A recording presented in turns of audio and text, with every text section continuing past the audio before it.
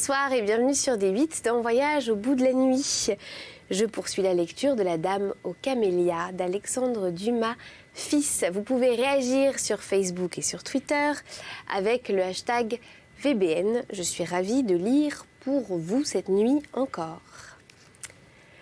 Alors, déjà si je prends le livre à l'envers, ça va pas être facile.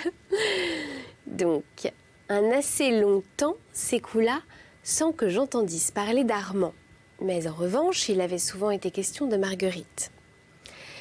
Je ne sais pas si vous l'avez remarqué, il suffit que le nom d'une personne qui paraissait devoir vous rester inconnue, ou tout au moins indifférente, soit prononcé une fois devant vous, pour que les détails viennent peu à peu se grouper autour de ce nom, et pour que vous entendiez alors tous vos amis vous parler d'une chose dont ils ne vous avaient jamais entretenu auparavant.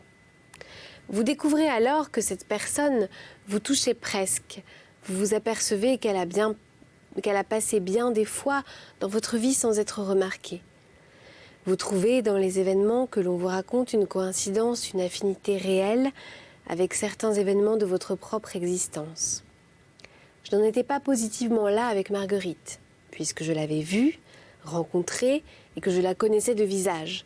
Et d'habitude, cependant, depuis cette vente, son nom était revenu fréquemment à mes oreilles. Et dans la circonstance que j'ai dite au dernier chapitre, ce nom s'était trouvé mêlé à un chagrin si profond que mon étonnement en avait grandi en augmentant ma curiosité. Il en était résulté que je n'abordais plus mes amis auxquels je n'avais jamais parlé de Marguerite qu'en disant « Avez-vous connu une nommée Marguerite Gautier ?» La dame aux camélias ? Justement, beaucoup. Ces beaucoup étaient quelquefois accompagnés de sourires, incapables de laisser aucun doute sur leur signification. Eh bien, qu'est-ce que c'était que cette fille-là, continuai-je ? Une bonne fille. Voilà tout. Mon Dieu, oui, plus d'esprit et peut-être un peu plus de cœur que les autres. Et vous ne saviez rien de particulier sur elle. Elle a ruiné le baron de G.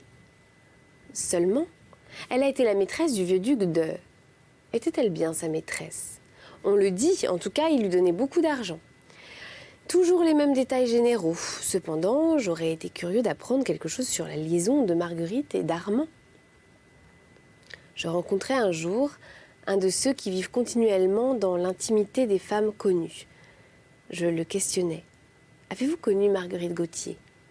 Le même beaucoup me fut répondu. « Quelle fille était-ce ? Belle et bonne fille.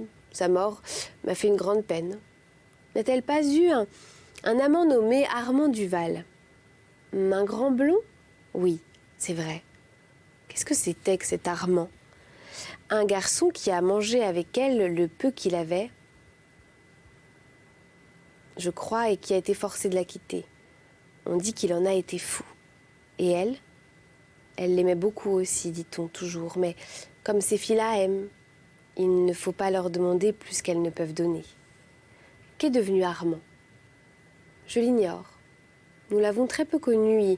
Il est resté 5 ou 6 mois avec Marguerite, mais à la campagne, quand elle est revenue, il est parti.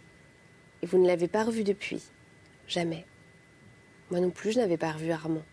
J'en étais arrivée à me demander si, lorsqu'il s'était présenté chez moi, la nouvelle récente de la mort de Marguerite n'avait pas exagéré son amour d'autrefois et par conséquent sa douleur. Et je me disais que peut-être il avait déjà oublié avec la morte la promesse faite de revenir me voir. Cette supposition eût été assez vraisemblable à l'égard d'un autre, mais il y avait eu dans le désespoir d'Armand des accents sincères. Et passant d'un extrême à l'autre, je me figurais que le chagrin s'était changé en maladie et que si je n'avais pas de ces nouvelles, c'est qu'il était malade et peut-être bien mort. Je m'intéressais malgré moi à ce jeune homme. Peut-être dans cet intérêt y avait-il de l'égoïsme. Peut-être avais-je entrevu sous cette douleur une touchante histoire de cœur. Peut-être enfin mon désir de la connaître était-il pour beaucoup dans le souci que je prenais du silence d'Armand. Puisque M. Duval ne revenait pas chez moi, je résolus d'aller chez lui. Le prétexte n'était pas difficile à trouver. Malheureusement, je ne savais pas son adresse. Et parmi tous ceux que j'avais questionnés, personne n'avait pu me la dire. Je me rendis rue d'Antin. Le portier de Marguerite savait peut-être où demeurait Armand. C'était un nouveau portier. Il l'ignorait comme moi. Je m'informais alors du cimetière où avait été enterrée mademoiselle Gautier. C'était le cimetière Montmartre. Avril avait reparu, le temps était beau, les tombes ne devaient plus avoir cet aspect douloureux et désolé que leur donne l'hiver. Enfin, il faisait déjà assez chaud pour que les vivants se souvinssent des morts et les visitassent.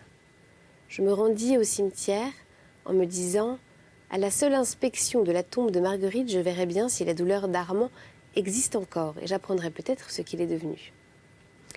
J'entrai dans la loge du gardien et je lui demandai si le 22 du mois de février, une femme nommée Marguerite Gautier n'avait pas été enterrée au cimetière Montmartre. Cet homme feuilleta un gros livre où sont inscrits et numérotés tous ceux qui entrent dans ce dernier asile et me répondit qu'en effet, le 22 février à midi, une femme de ce nom avait été inhumée. Je le priai de me faire conduire à la tombe, car il n'y a pas moyen de se reconnaître sans Cicerone dans cette ville des morts, qui a ses rues comme la ville des vivants.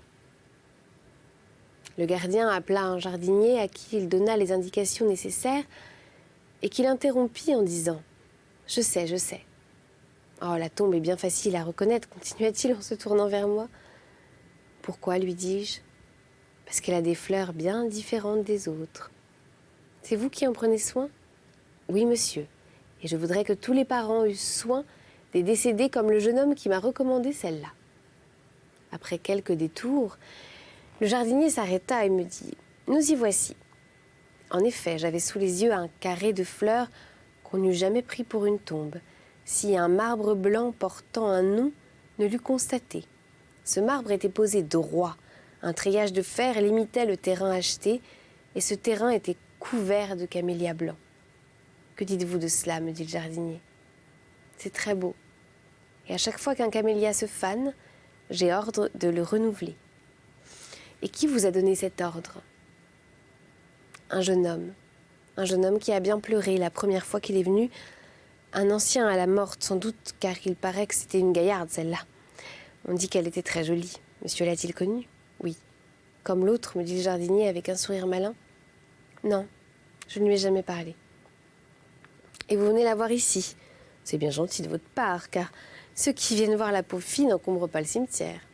Personne ne vient donc. Personne, excepté ce jeune monsieur qui est venu une fois.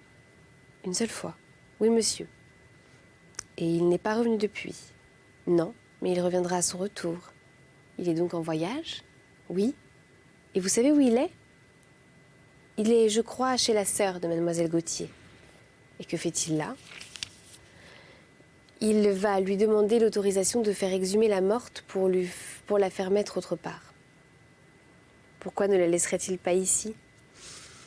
Vous savez, monsieur, que pour les morts, on a des idées. Nous voyons cela tous les jours, nous autres. Ce terrain n'est acheté que pour 5 ans et ce jeune homme veut une concession à perpétuité et un terrain plus grand. Dans le quartier neuf, ce sera mieux. Qu'appelez-vous le quartier neuf ? Les terrains nouveaux que l'on vend maintenant à gauche. Si le cimetière avait toujours été tenu comme maintenant, il n'y en aurait pas un pareil au monde. Mais il y a encore bien à faire avant que ce soit tout à fait comme ce doit être. Et puis les gens sont si drôles. Que voulez-vous dire ? Je veux dire qu'il y a des gens qui sont fiers jusqu'ici. Ainsi, cette demoiselle Gautier, il paraît qu'elle a fait un peu la vie, passez-moi l'expression. Maintenant, la pauvre demoiselle, elle est morte. Et il en reste autant que de celles dont on n'a rien à dire et que nous arroserons tous les jours. Eh bien, quand les parents de cette personne, qui sont enterrés à côté d'elle, ont appris qui elle était, ne se sont-ils pas imaginés de dire qu'ils s'opposeraient à ce qu'on l'a mis ici et qu'il devrait y avoir des terrains à part pour ces sortes de femmes comme pour les pauvres ? A-t-on jamais vu cela ? Je les ai joliment relevés, moi. Des gros rentiers qui ne viennent pas 4 fois l'an visiter leurs défunts, qui apportent leurs fleurs eux-mêmes. Et voyez quelles fleurs, qui regardent à un entretien pour ceux qui disent pleurer, qui écrivent sur leur tombe des larmes qu'ils n'ont jamais versées, et qui viennent faire les difficiles pour le voisinage. Vous me croirez, si vous voulez, monsieur, je ne connaissais pas cette demoiselle, je ne sais pas ce qu'elle a fait. Eh bien, je l'aime, cette pauvre petite. Et j'ai soin d'elle. Et je passe les camélias, et je lui passe les camélias au plus juste prix.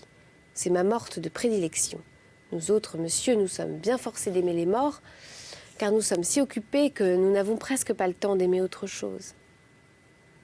Je regardais cet homme, et quelques-uns de mes lecteurs comprendront, sans que j'aie besoin de leur expliquer, l'émotion que j'éprouvais à l'entendre. Il s'en aperçut, sans doute, car il continua. On a dit qu'il y avait des gens qui se ruinaient pour cette fille-là, et qu'elle avait des amants qui l'adoraient. Eh bien, quand je pense qu'il n'y en a pas un qui vienne lui acheter une fleur seulement, c'est cela qui est curieux et triste. Et encore, celle-ci n'a pas à se plaindre, car elle a sa tombe et il y en a qui se souviennent d'elle. Il fait les choses pour les autres. Mais nous avons ici de pauvres filles du même genre et du même âge qu'on jette dans la fosse commune. Cela me fend le cœur. Et quand j'entends tomber leurs pauvres corps dans la terre. Et pas un être ne s'occupe d'elles une fois qu'elles sont mortes. Ce n'est pas toujours gai, le métier que nous faisons, surtout tant qu'il nous reste un peu de cœur. Que voulez-vous? C'est plus fort que moi. J'ai une belle grande fille de 20 ans et quand on apporte ici une morte de son âge, je pense à elle. Et que ce soit une grande dame ou une vagabonde, je ne peux pas m'empêcher d'être émue.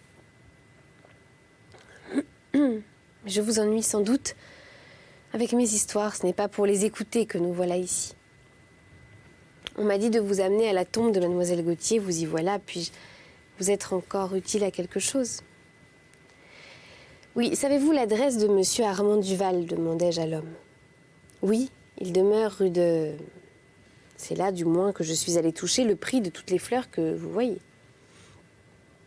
Merci, mon ami. Je jetai un regard sur cette tombe fleurie, dont malgré moi, j'eusse voulu sonder les profondeurs pour voir ce que la terre avait fait de la belle créature qu'on lui avait jetée. Et je m'éloignai tout triste. « Est-ce que monsieur veut voir monsieur Duval ?» reprit le jardinier qui marchait à côté de moi. « Oui. C'est que je suis bien sûre qu'il n'est pas encore de retour, sans quoi je l'aurais déjà vu ici. Vous êtes donc convaincu qu'il n'a pas oublié Marguerite? » Non. Non seulement j'en suis convaincue, mais je parierais que son désir de la changer de tombe n'est que le désir de la revoir. Comment cela? Le premier mot qu'il m'a dit en venant au cimetière a été « Comment faire pour la voir encore ?» Cela ne pouvait avoir lieu que par le changement de tombe et je l'ai renseigné sur toutes les formalités à remplir pour obtenir ce changement. Car vous savez que pour transférer les morts d'un tombeau dans un autre, il faut les reconnaître. Et la famille seule peut autoriser cette opération à laquelle doit présider un commissaire de police. C'est pour avoir cette autorisation que M. Duval est allé chez la sœur de Mademoiselle Gautier et sa première visite sera évidemment pour nous. Nous étions arrivés à la porte du cimetière. Je remerciai de nouveau le jardinier en lui mettant quelques pièces de monnaie dans la main et je me rendis à l'adresse qu'il m'avait donnée. Armand n'était pas de retour. Je laissai un mot chez lui, le priant de me venir voir dès son arrivée ou de me faire dire où je pourrais le trouver. Le lendemain, au matin, je reçus une lettre de Duval qui m'informait de son retour et me priait de passer chez lui, ajoutant qu'épuisé de fatigue, il lui était impossible de sortir. Je trouvai Armand dans son lit. En me voyant, il me tendit sa main brûlante. « Vous avez la fièvre, lui dis-je. Ce ne sera rien, la fatigue d'un voyage rapide, voilà tout. Vous venez de chez la sœur de Marguerite? Oui. Qui vous l'a dit? Je le sais. Et vous avez obtenu ce que vous vouliez? Oui, encore. Mais qui vous a informé du voyage et du but que j'avais en le faisant? Le jardinier du cimetière. Vous avez vu la tombe?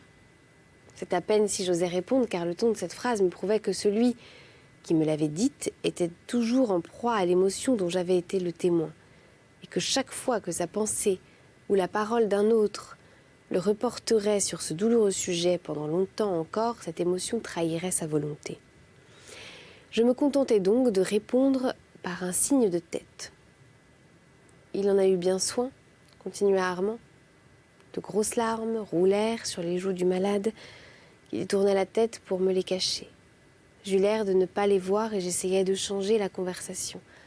« Voilà 3 semaines que vous êtes parti, lui dis-je.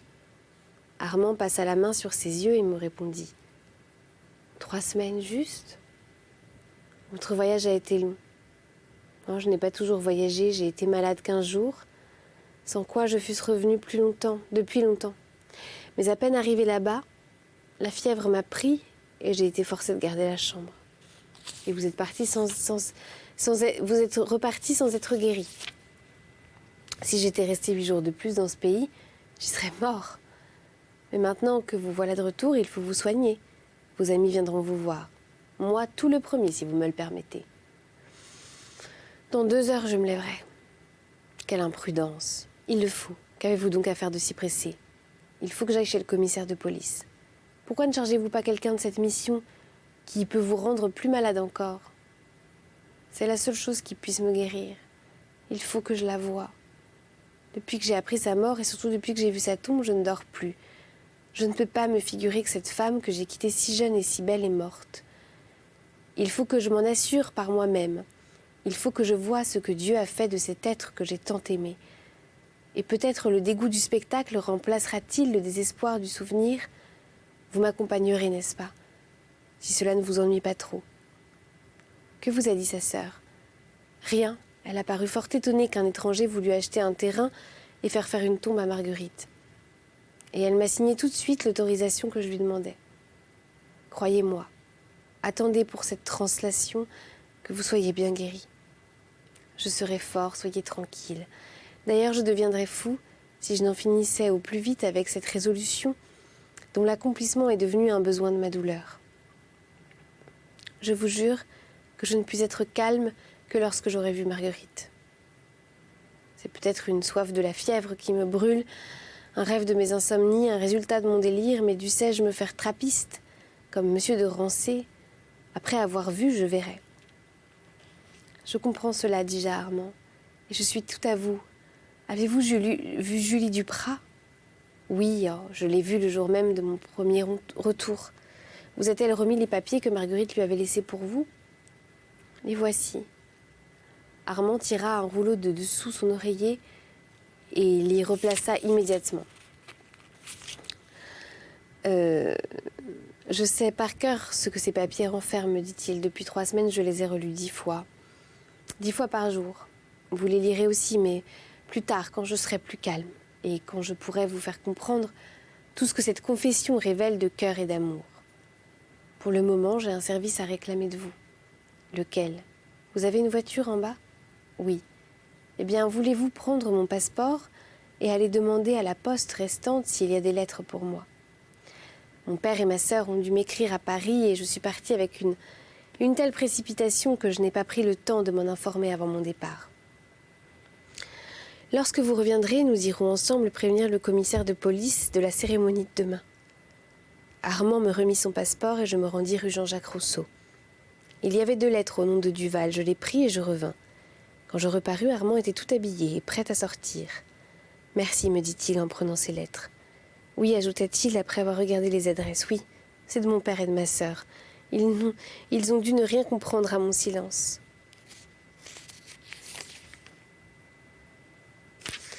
Il ouvrit les lettres et les devina plutôt qu'il ne les lut, car elles étaient de 4 pages chacune, et au bout d'un instant, il les avait repliées. « Partons, me dit-il, je répondrai demain. » Nous allâmes chez le commissaire de police à qui Armand remit la procuration de la sœur de Marguerite.